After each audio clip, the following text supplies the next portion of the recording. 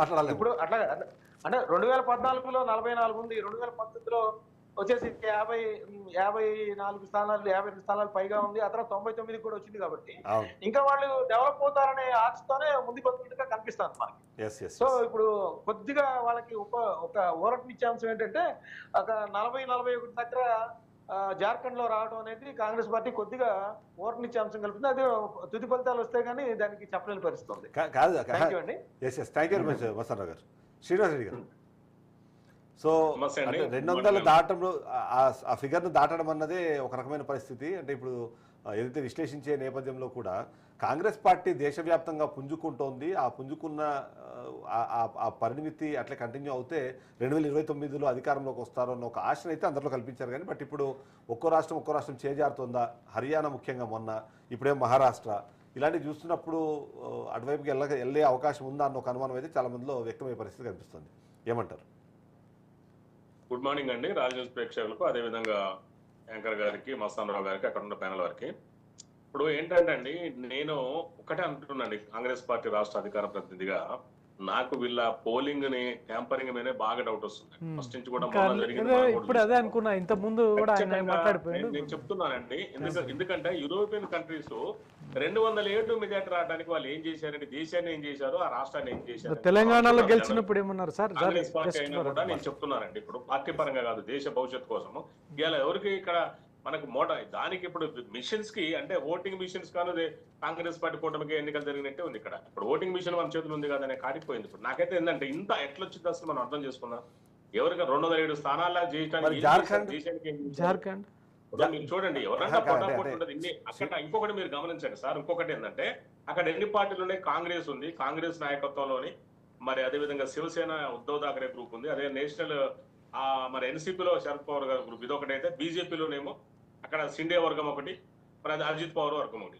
అంటే 6 పార్టీలు. ఇక్కడ 6 పార్టీలు కాక మళ్ళీ మహారాష్ట్రలో మన అంబేద్కర్ గారి మనవడు కూడా చాలా స్ట్రాంగ్ ఉంది. ఎంఐఎం కూడా ఇప్పుడు ఔరంగాబాద్ గెలిచేదాకా వాళ్ళ మెజార్టీ కూడా ఉందని అంటున్నాం మనం. 8 పార్టీలు దగ్గర ఈ రాష్ట్రం, నాకు తెలిసి భారతదేశ చరిత్రలో ఒక రాష్ట్రంలో 8 పార్టీలకు ఒరావరి పోరు ఎక్కడ జరగలేదు.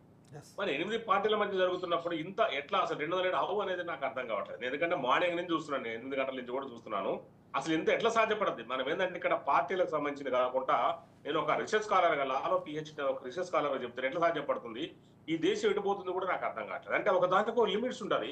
ఇవాళ లాస్ట్ కి వచ్చే వరకే ఏముంది మొత్తము, అట క్రికెట్ మ్యాచ్ ఆడేటప్పుడు ఆటగాళ్ళు కాదు మనకు అనుకూలంగా ఉండాల్సింది ఎంపైర్ అంటే అయిపోయింది ఇప్పుడు లాస్ట్ పరిస్థితి. ఇవి చాలా అనుమానాస్పదాలకు చాలా తావించేటట్టుగా ఉంది. ఇప్పుడు అసలు ఎంత 1 వేలో అట్లా ఉంటుంది అని ఎక్కడైనా అసలు ఎంతవరకు కూటమి అది. లిమిట్స్ ఉంటాయండి, మెట్స్ అండ్ బండ్స్ ఉంటాయి. దీనికి కూడా ఏం జరుగుతుందో అర్థం కావట్లేదు. 207 ఇప్పుడు మన టీవీలో 207 అని కనిపిస్తుంది. ఎట్లా సాధ్యపడుతుంది అది? ఇంత అజిత్ పవార్ గారు ఉన్నారండి, శరద్ పవార్ గారు అంటే కురువృద్ధుడు, రాజకీయ కురువృద్ధుడు. ఓకే, అజిత్ పవార్ వాళ్ళ కూటమి చీల్చుకుంటూ ఆయన కూడా కావచ్చు. ఎట్లా సాధ్యపడుతుంది? భారతదేశంలో పెద్ద కుట్ర, రాజకీయ కుట్ర, కాంగ్రెస్ పార్టీ ఫ్యూచర్ లో కూడా రాకుండా ఒక పెద్ద కుట్ర జరుగుతుంది.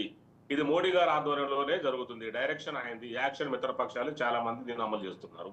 మొన్న కూడా మనం చూసిన ఎన్నికలలో ఇప్పుడు ఊహించని పరిణామాలు వస్తున్నాయి. ఇక్కడ ఎక్కడైనా చూడండి, ఇక్కడ మన తెలంగాణ, ఆంధ్రప్రదేశ్ లో కూడా చాలా అసలు ఊహాకందకుండా, అంటే ఇక్కడ ఒక పార్టీ పరంగా మాట్లాడతారు. నేను వేరే పార్టీల ఉద్దేశం కాదు. నేను ఎందుకు చెప్తున్నానంటే, ఏ విధంగా సర్వేలు అనేవి సార్ అఫ్ కోర్స్ పుడేడంగా బ్యాలెన్స్ కావచ్చు, ఎగ్జిట్ పోల్ కావచ్చు. ఎగ్జిట్ పోల్ ఇప్పుడు కూడా exact pole Maharashtra exit polls కూడా చెప్పారు చాలా మంది. అంటే మీరు అంటున్నట్టుగా అసలు చూస్తే ఎవరికైనా భారతదేశంలో అందరికీ అనుమానం వస్తుంది. అసలు ఏం జరుగుతుంది, వెయిటింగ్ మిషన్స్ ఏం జరుగుతుంది, ఎవరు ట్యాంపరింగ్ చేస్తున్నారు, ఎవరు జార్ఖండ్ ఒకసారి మాట్లాడచ్చు. మరి జార్ఖండ్ లో సార్, జార్ఖండ్ లో మిషన్లు సరిగా పనిచేసే లెక్క ఉంది చూడండి. పుడేడంగా వస్తుంది, ఎంత కరెక్ట్ ఉంది చూడండి. అంటే అక్కడ మిషన్లు పనిచేసినాయి, ఇక్కడ మిషన్లు పనిచేస్తలేవా? ఎందుకండి మీరు ఇది ఇంకా నేను ఆ వాయిస్ ఇంకా రాలేదని అనుకున్నాను. అప్పుడే శ్రీనివాస్ రెడ్డి గారు రూపంలో పార్టీలు ఎక్కడ ఉన్నాయో చూడండి. భారతదేశం 8 పార్టీలు అక్కడ తప్ప ఎక్కడ లేవు. ఇప్పుడు యాక్చువల్లీ అది కూడా కారణం ఏంటొచ్చు కదా, అంటే అది కూడా కారణం ఏంటొచ్చు కదా కూడా అక్కడ. మరి ఏంటి ఇది, ఏం జరుగుతుంది అక్కడ, అసలు ఏం జరుగుతుంది, మరి అక్కడ ఎందుకు అట్లా జరుగుతుంది, ఎవరికైనా అనుమానం వస్తుంది. కర్ణాటకలో ఏం జరిగింది సార్? జార్ఖండ్, కర్ణాటకలో, తెలంగాణలో కాంగ్రెస్ ప్రభుత్వం వచ్చిన దగ్గర అక్కడ ఏం జరిగింది సార్? మీరే చెప్పండి. సరే కర్ణాటక కాంగ్రెస్ లో ఏం జరిగింది? కర్ణాటక తెలంగాణలో ఏం జరిగింది చెప్పండి. మనం ఏంటంటే కేంద్ర మనం ఎన్నికల కమిషన్ మన గ్రిప్ లో ఉంటే చాలు, మనకు అనుకూలంగా ఉంటే ఒక్క నిమిషం మాట్లాడచ్చా?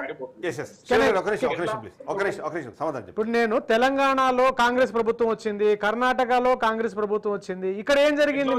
బ్యాలెన్స్ ఉంది కదా, ఓటర్ నాడి 100% ఒకే ప్రకారం లేరు కదండి. శ్రీనివాస్ రెడ్డి గారు చెప్తున్నది ఏంటంటే ఇక్కడ ఆ సమతుల్యత మనకు కనిపిస్తుంది. పార్టీలు ఉన్నాయి, పార్టీలకు సంబంధించిన ఒక ఓట్ బ్యాంక్ ఉంటుంది, ఆ ఓట్ బ్యాంక్ యాస్టీస్ ట్రాన్స్ఫర్ అయింది, దానివల్ల వచ్చిన రిజల్ట్స్ ఇవి. కానీ మహారాష్ట్రలో ఆ సీన్ లేదు కదా అన్నది ఇప్పుడు ఆయన చూడండి. ఒకటి ఆయన చెప్పిన దాన్ని సమాధానం చెప్పబోతున్నారు. మహారాష్ట్రలో మీరు చేసినటువంటి ఆ యొక్క గత 5 సంవత్సరాల్లో ఏదైతే మన ముఖ్యంగా భారతీయ జనతా పార్టీ శివసేన ఉమ్మడి పొత్తుతో ఉమ్మడి కూటమితో గత ఎన్నికల్లో గెలిచిన సందర్భంలో జరిగిన పరిణామాలు, రాజకీయ పరిణామాలు, అవన్నీ ప్రజలు వారు ఏ విధంగా తీసుకున్నారు, ఏ విధంగా తీసుకోలేనిదే తీర్పు అక్కడ. రైట్. మీకు మెయిన్ మహారాష్ట్ర అనేది ఆర్థిక రాజధాని, సంబంధిత విషయాల్లో ప్రొజెక్షన్ ఏ విధంగా ఉంది. ఇప్పుడు ఉండండి సార్, ఒక్క నిమిషం ఉండండి, ఒక్క నిమిషం. అంటే ఇంత ముందు సార్ నేను ఒక్క నిమిషం ఉండండి శ్రీనివాస్ గారు, నేను ఒక్క మాట్లాడండి. మీరు చేసినటువంటి ఇప్పుడు కాంగ్రెస్ పార్టీ అనేది హిందుత్వానికి వ్యతిరేకంగా సెక్యులరిజం పార్టీ ఉన్నటువంటి పార్టీ, శివసేన ఉద్ధవ్ ఠాక్రే పార్టీ వ్యతిరేకంగా సార్, సెక్యులరిజమే మాది, హిందుత్వానికి వ్యతిరేకం అంటున్నారు ఏంటి సార్ మీరు? సెక్యులరిజం మాది, అన్ని మతాలు ఉంటాయి మా దాంట్లో. హిందుత్వాన్ని మీరు అవహేళన చేసి మాట్లాడేది మీరు సెక్యులర్ హిందుత్వాన్ని పదే పదే పదే పదే పదే పదే పదే కాంగ్రెస్ పార్టీలో అట్లేం లేదు. కాంగ్రెస్ పార్టీ అన్ని మతాలని మరి అయోధ్య రాముని బాలరాముని యొక్క విగ్రహ ప్రతిష్టాపనకి రాహుల్ గాంధీ